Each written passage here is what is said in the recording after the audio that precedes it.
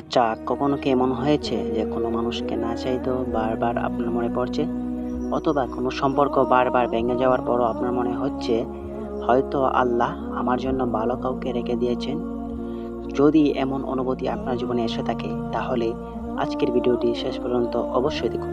কারণ আজ আমরা এমন ৩টি ইশারার কথা জানব যেগুলো অনেক সময় আল্লাহ তাআলা তার বান্দার জীবনে প্রকাশ করেন।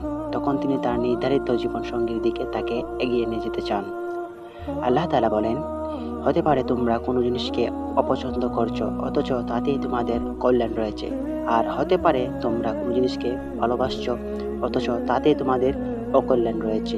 আল্লাহ জানেন, তোমরা জানো না। সূরা আল বাকারার 2-216 এই একটি আয়াত আমাদের শেখায় যে মানুষের পরিকল্পনার চেয়ে আল্লাহর পরিকল্পনা সর্বোত্তম। তাই কখনো কোনো সম্পর্ক ভেঙে গেলে হতাশ হবেন না, আর কোনো মানুষ আপনার জীবনে এলে অন্তভাবে নিশ্চিত হয়ে যাবেন না।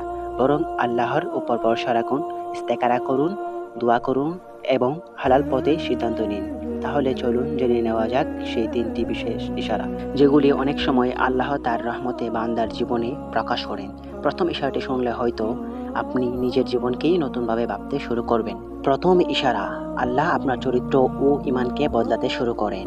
অনেক মানুষ মনে করেন আল্লাহ প্রথমে তার জীবনে নির্ধারিত মানুষটিকে পাঠিয়ে দেন, কিন্তু বাস্তবে অনেক সময় আল্লাহ প্রথমে মানুষটিকে নয়, আপনাকেই পরিবর্তন করতে শুরু করেন। কারণ একজন নেক জীবনসঙ্গী পাওয়ার আগে আল্লাহ তার বান্দাকে সে সম্পর্কে যোগ্য করে তোলেন। আল্লাহ তাআলা বলেন, নিশ্চয়ই আল্লাহ কোনো জাতির অবস্থা পরিবর্তন করেন না যতক্ষণ না তারা নিজের অবস্থা পরিবর্তন করে। সূরা আল রাদ 12-11। হয়তো আপনি হঠাৎ নামাজের প্রতি আগ্রহ অনুভব করছেন, গুনাহ থেকে দূরে থাকতে চাইছেন, হারাম সম্পর্ক ছেড়ে দিতে পারছেন, দোয়া ও কুরআন তেলাওয়াতে শান্তি খুঁজে পাচ্ছেন। আগে যেসব বিষয় আপনাকে আল্লাহ থেকে দূরে নিয়ে যেত, এখন সেগুলোই আপনার কাছে বাড়ি মনে হচ্ছে। এটি এমন একটি পরিবর্তন যা অনেক সময় আল্লাহর বিশেষ হেদায়েতের নিদর্শন হতে পারে। রাসূল সাল্লাল্লাহু আলাইহি ওয়াসাল্লাম বলেছেন, আল্লাহ যখন কোনো বান্দার কল্যাণ চান তখন তাকে দ্বীনের সঠিক বুঝ দান করেন। সহিহ আল বুখারী, সহিহ আল মুসলিম। তবে মনে রাখবেন, এটি কোনো নিশ্চিত প্রমাণ নয় যে অমুক ব্যক্তির সাথে আপনার বিয়ে হবে, বরং এটি হতে পারে আল্লাহ আপনাকে একটি উত্তম ভবিষ্যৎ, নেক জীবনসঙ্গী এবং বরকতময় সংসারের জন্য প্রস্তুত করছেন। তাই যদি নিজের মধ্যে এমন পরিবর্তন দেখতে পান তাহলে সেটিকে আঁকড়ে ধরুন। আল্লাহর কাছে বেশি বেশি দোয়া করুন, হে আল্লাহ, আমার জন্য যা উত্তম সেটাই আমার তাকদিরে লিখে দিন এবং আমার অন্তরকে আপনার সিদ্ধান্তের ওপর সন্তুষ্ট রাখুন। দ্বিতীয় ইশারা, আল্লাহ এমন দরজা বন্ধ করে দেন যা আপনার জন্য কল্যাণকর ছিল না। জীবনে এমন কিছু মুহূর্ত আসে যখন আপনি কোনো মানুষকে খুব আন্তরিকভাবে চেয়েছিলেন, অনেক দোয়া করেছেন, অনেক চেষ্টা করেছেন, কিন্তু শেষ পর্যন্ত সম্পর্কটি ভেঙে গেছে বা বিয়ের কথাবার্তা কোনো কোনো কারণে এগোয়নি। তখন মনে হয়েছিল যেন পুরো পৃথিবীটাই অন্ধকার হয়ে গেছে। কিন্তু কয়েক মাস বা কয়েক বছর পরে বুঝতে পেরেছেন আল্লাহ আপনাকে আসলে বড় একটি ক্ষতি থেকে রক্ষা করেছিলেন। আল্লাহ তাআলা বলেন, হতে পারে তোমরা কোনো জিনিসকে অপছন্দ করেছ কিন্তু তাতেই তোমাদের কল্যাণ রয়েছে। আর হতে পারে তোমরা কোনো জিনিসকে ভালোবেসেছ অথচ তাতেই তোমাদের অকল্যাণ রয়েছে। আল্লাহ জানেন, তোমরা জানো না। সূরা আল বাকারা 2-216। অনেক সময় আমরা যাকে নিজের সুখ মনে করি সে হয়তো আমাদের ঈমান, চরিত্র বা ভবিষ্যতের জন্য উপযুক্ত নয়। তাই আল্লাহ তাআলা তার অশেষ রহমতে সেই পথ বন্ধ করে দেন। তখন আমাদের অনেক কষ্ট হয়, আমরা অনেক কষ্ট পাই, কান্না করি, আল্লাহকে প্রশ্ন করি, অথচ সেই বন্ধ হয়ে যাওয়া দরজাটি ছিল আমাদের জন্য সবচেয়ে বড় রহমত। রাসূল পাক কারীম সাল্লাল্লাহু আলাইহি ওয়াসাল্লাম আমাদের শিখিয়েছেন যে কোনো গুরুত্বপূর্ণ সিদ্ধান্তের আগে ইস্তেখারার সালাত আদায় করে আল্লাহর কাছে কল্যাণ প্রার্থনা করতে। সহিহ আল বুখারী। তাই কোনো সম্পর্ক ভেঙে গেলে এটিকে আল্লাহর শাস্তি ভেবে হতাশ হবেন না। যদি আপনি হালাল পথে থাকেন তবে ধৈর্য ধরুন এবং আল্লাহর উপর ভরসা রাখুন। তাহলে বিশ্বাস করুন, তিনি আপনার জন্য এমন একজন মানুষ নির্ধারণ করে রেখেছেন যিনি আপনার দুনিয়া ও আখিরাতের কল্যাণের কারণ হবেন, যদি সেটাই আপনার জন্য উত্তম হয়। কখনো কখনো আল্লাহ না বলাটাই ভবিষ্যতের হ্যায়ের শুরু। তৃতীয় ইশারা, আল্লাহ আপনার অন্তরে তাড়াহুড়োর বদলে তাওয়াক্কুল ও প্রশান্তি সৃষ্টি করেন। কোনো মানুষ যখন কাউকে খুব ভালোবাসে তখন সে সবকিছু দ্রুত হয়ে যাক এটাই চায়। কিন্তু অনেক সময় আল্লাহ তার বান্দার অন্তরকে এমনভাবে বদলে দেয় যে সে আর ভাগ্যের বিরুদ্ধে যুদ্ধ করে না, বরং আল্লাহর সিদ্ধান্তের অপেক্ষা করতে শেখে। এই পরিবর্তনটি খুব গভীর এবং মূল্যবান। আল্লাহ সুবহানাহু ওয়া তাআলা বলেন, যে ব্যক্তি আমার উপর ভরসা করে তার জন্য আল্লাহই যথেষ্ট। সূরা আত-তালাকের ৬৫ নম্বর আয়াত।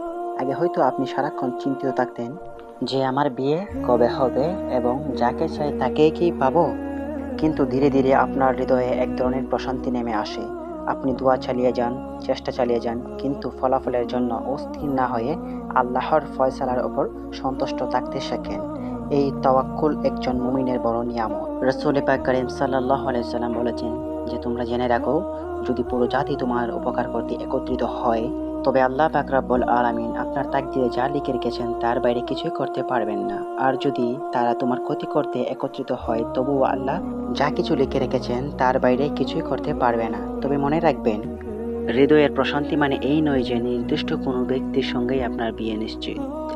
ইসলামে গায়েবের জ্ঞান একমাত্র আল্লাহর কাছে। তাই কারোর প্রতি মোহমায়াকে আল্লাহর ইশারা বলে নিশ্চিত হওয়া সিদ্ধান্তে পৌঁছানো ঠিক নয়।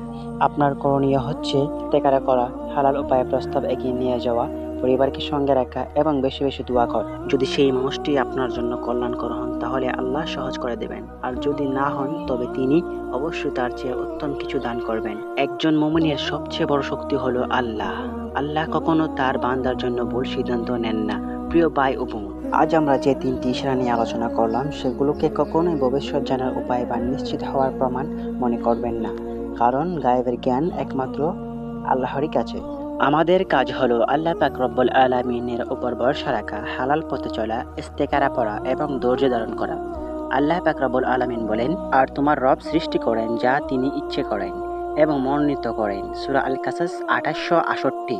আজ আপনি অপেক্ষা করছেন, হয়তো আপনার বিয়ে বারবার ভেঙে যাচ্ছে, হয়তো সবাই আপনাকে প্রশ্ন করছে এখন বিয়ে হলো না কেন। কিন্তু আপনি এটা অবশ্যই মনে রাখবেন যে মানুষের কথার চেয়ে আল্লাহ তাআলার পরিকল্পনা সবচেয়ে বড়। তিনি কখন, কোথায় এবং কার মাধ্যমে আপনার জীবনে সুখ পাঠান সেটা একমাত্র তিনিই জানেন। তাই কোনো হারাম সম্পর্কে জড়াবেন না এবং হতাশ হয়ে আল্লাহর রহমত থেকে নিরাশ হবেন না। নিজের ঈমান, চরিত্র এবং আমলকে সুন্দর করুন, কারণ নেক জীবন সঙ্গী পাওয়ার সবচেয়ে সুন্দর প্রস্তুতি হলো নিজেকে আল্লাহর প্রিয় বান্দা হিসেবে গড়ে তোলা। যদি এই ভিডিওটি আপনার হৃদয় ছুঁয়ে যায় তাহলে একটি লাইক দিয়ে ইসলামের এই বার্তাটি আরও মানুষের কাছে পৌঁছে দিতে সাহায্য করুন। কমেন্টে লিখুন আলহামদুলিল্লাহ এবং আল্লাহর কাছে দোয়া করুন, হে আল্লাহ, আমার জন্য যে জীবনসঙ্গী দুনিয়াতে ও আখেরাতে কল্যাণকর তাকেই আমার নসিবে লিখে দিন। আসসালামু আলাইকুম ওয়া রাহমাতুল্লাহি তাআলা ওয়া বারাকাতুহু।